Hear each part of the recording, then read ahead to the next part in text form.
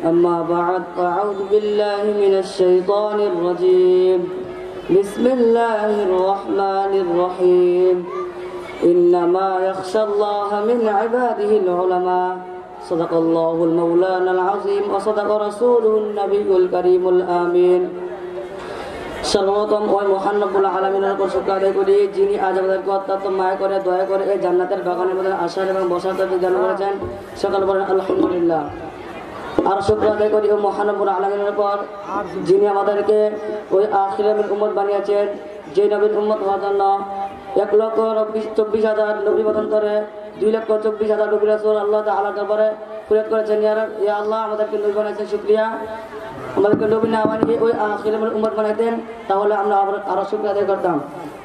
আল্লাহ তাআলা আমাদেরকে বিনা দরখাস্তে বিনা ফরিয়াদে ওই আখিরাতের উম্মত বানিয়েছেন, এর জন্য সকলে একবার শুকরিয়া আদায় করি আলহামদুলিল্লাহ। তো আল্লাহ তাআলা সূরা ফাতিরের 28 নং আয়াতে বলছেন, ইন্নামা ইয়াখশাল্লাহু মিন ইবাদিল উলামা, আমি আল্লাহ তাআলার বান্দা হতে একমাত্র তারাই আমি আল্লাহ তাআলাকে অধিক ভয় করে যারা আমি আল্লাহ সম্পর্কে জানি। সেটা মানে সুবহানাল্লাহ। আল্লাহ সম্পর্কে জানে কারা? যারা ইলম দ্বীন অর্জন করে, যারা আলেমগণ রয়েছে তারা আল্লাহ সম্পর্কে অধিক জানে এবং আল্লাহকে ভয় করে। সেটা বলেন ঠিক কিনা? যেমন নামাজ না পড়লে কি শাস্তি হবে তার আলেমগণ ভালো জানে। নামাজ পড়ার জন্য যা একটা মাসআলা প্রয়োজন, সেই মাসআলা আমরা না জানলে আমাদের নামাজ পড়তে পারবো না। তেমনিভাবে আল্লাহ তাআলাকে ভয় করার জন্য আমরা যে জিনিসটা প্রয়োজন সেই জিনিসটা আমরা অর্জন করতে হবে। তো আল্লাহ তাআলা অন্য কোরআনের মধ্যে বলছেন, কোরআনের আয়াতের মধ্যে বলছেন, লিমানিল মুলকুল ইয়াউম লিল্লাহি ওয়াহিদিল কাহার, অর্থাৎ কিয়ামতের দিন আমি কোনো বান্দার উপর দয়া করব না, সকল বান্দার উপর আমি কাহার রূপ ধারণ করব, কোনো বান্দার উপর আমি দয়া করব না। সকল চিৎকার করবেন সুবহানাল্লাহ। আল্লাহ তাআলা অন্য আয়াতের মধ্যে বলছেন, ইন্না আকরামাকুম ইনদাল্লাহি আতকাকুম, সূরা হুজরাতের 13 নং আয়াতে বলছেন আল্লাহ তাআলা, আমি আল্লাহ তাআলার নিকটবর্তী তারাই যারা আমি আল্লাহ সম্পর্কে জানে এবং আল্লাহ সম্পর্কে ভয় করে। সেটা মানে সুবহানাল্লাহ। এখন জানি কারা? আল্লাহ তাআলা এখানে শুধু আলেমগণের কথা বলা হয়েছে, খালি আলেমগণ আল্লাহ তাআলাকে ভয় করে এবং জানে। কারণ আগে বলা হয়েছে যারা ইলম দ্বীন অর্জন করার জন্য ঘর থেকে নিয়ত করে বের হয় তারা যেন জান্নাতের সফরে বের হয়। সেটা মানে সুবহানাল্লাহ।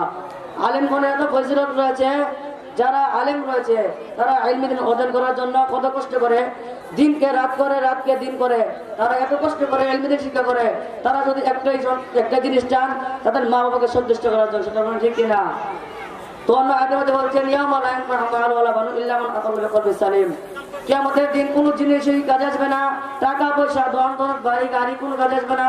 যা কাজে আসবে তা হলো যে বাবার একটা সুন্দরটা মন থাকবে, সেই মনটা কাজে আসবে। কোনো ঠিক কিনা? সেই মনের কারণে সেই কিয়ামতের দিন তার সুপারিশ করার কারণে আল্লাহ তাআলা তাকে জান্নাত দিয়ে দেবেন। সেটা ঠিক কিনা? নবী করিম সাল্লাল্লাহু আলাইহি ওয়াসাল্লাম হাদিস শরীফে ফরমান, আনা আনাস ক্বালা রাসূল সাল্লাল্লাহু আলাইহি ওয়াসাল্লাম তলাবুল ইলমি ফারিদাতুন আলা কুল্লি মুসলিম, দ্বীনের যে ইলম রয়েছে, দ্বীনের ইলম শিক্ষা করা প্রত্যেক মুসলমানের উপর ফরজ। ইমাম আহমদ খান, ইমাম আলা হযরত আজিমুল বরকত ইমাম আহমদ খান ফাযিল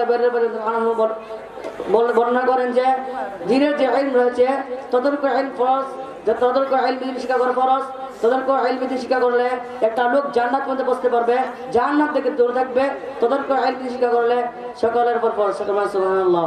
এই বলে আমার বক্তব্য শেষ করছি। আসসালামু আলাইকুম।